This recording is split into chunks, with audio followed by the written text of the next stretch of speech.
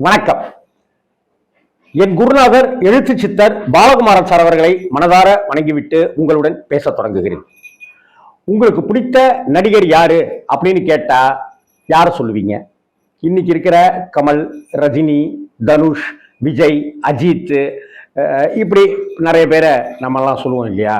ஆனா ஒருவர் இல்லாத போதும் கூட அவரை நாம் ரசித்துக் கொண்டே இருக்கிறோம்ங்கிறது தானே உண்மை.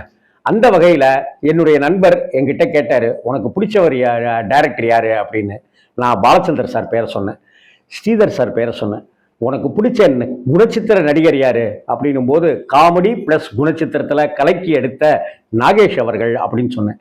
அதே போல் உனக்கு பிடித்த நடிகர் யார் அப்படின்னு சொல்லி கேட்டப்ப நடிகர் திலகம் பேரை தான் சொன்னேன். நடிகர் திலகம் சிவாஜி கணேசனுடைய பயங்கர வெறியன் நானுங்கிறது என்னுடைய வீடியோக்களை பார்த்துட்டு இருக்கிற பலருக்கும் தெரியும்.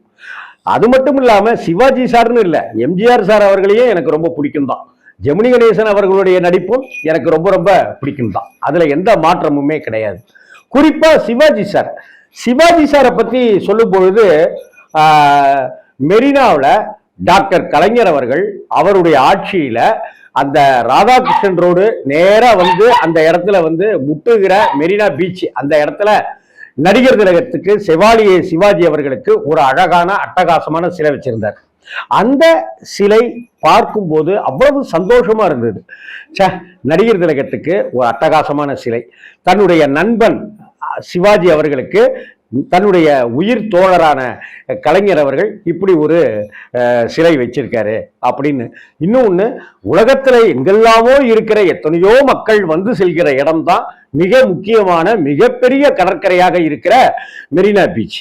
அந்த மெரினா பீச்சுக்கு வருபவர்கள் சிவாஜி சிலையை பார்த்து வியப்பார்கள், பிரமிப்பார்கள்னு நினைச்சிட்டு இருந்தேன். ஆனால் அதை அடுத்து வந்த ஜெயலலிதா ஆட்சியின் போது அந்த சிலை அங்கிருந்து அகற்றப்பட்டது.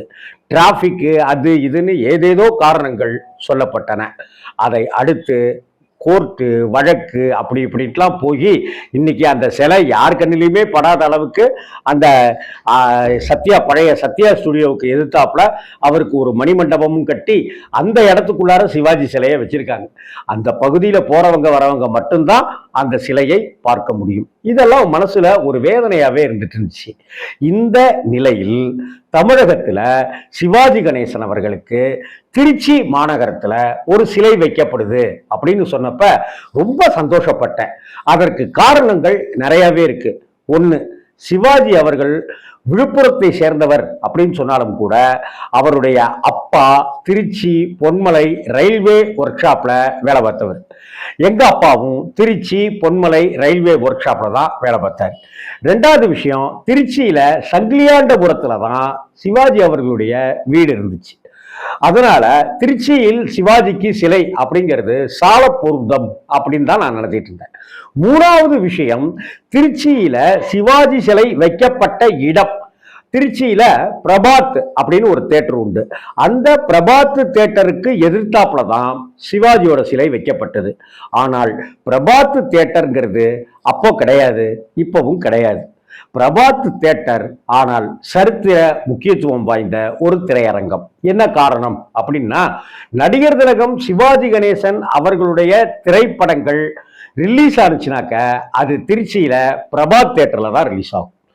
அந்த பிரபாத் தேட்டருக்குள்ளார போனாலே தினுசா ஸ்டைலா தலைவர் சிவாஜி அவர்களுடைய புகைப்படங்களை நாம பார்த்து பிரமிச்சு போயிடும். அந்த தேட்டர் உரிமையாளர் அவர்கள் பெரியண்ணா அப்படிங்கிறவர், அவர் சிவாஜிக்கு மிக நெருங்கிய நண்பராகவும் ஒரு சகோதரத்துவத்தோடும் அவர் பழகினார். தெய்வ மகன் அப்படின்னு சிவாஜி கணேசன் அவர்கள் 3 வேடங்கள்ல நடித்த அந்த தெய்வ மகன் திரைப்படத்தினுடைய தயாரிப்பாளராகவும் பெரியண்ணாவின் பெயரை வைத்து அழகு பார்த்தார் சிவாஜி கணேசன் அவர்கள். ஆக அப்பேற்பட்ட பிரபாத் தேட்டர் பஸ் ஸ்டாப் இருக்கிற அந்த இடத்துக்கு பக்கத்துல சிவாஜியோட சிலை அப்படின்னு எல்லாம் சந்தோஷப்பட்டுட்டு இருந்தா, போக்குவரத்து, டிராபிக்கு, லொட்டு லொசுக்கு அப்படின்னு இங்க பயமுள்ளைங்க ஏதோ ஒரு காரணத்தை சொல்லி அதற்கு தடை போட்டுட்டே இருந்தாங்க.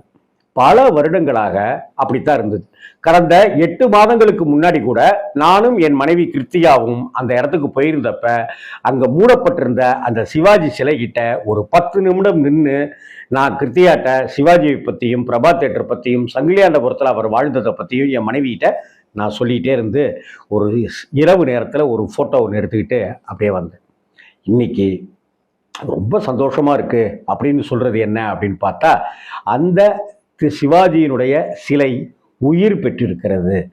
சிவாஜியோட சிலை இன்னைக்கு எழுந்து நிற்கிறது.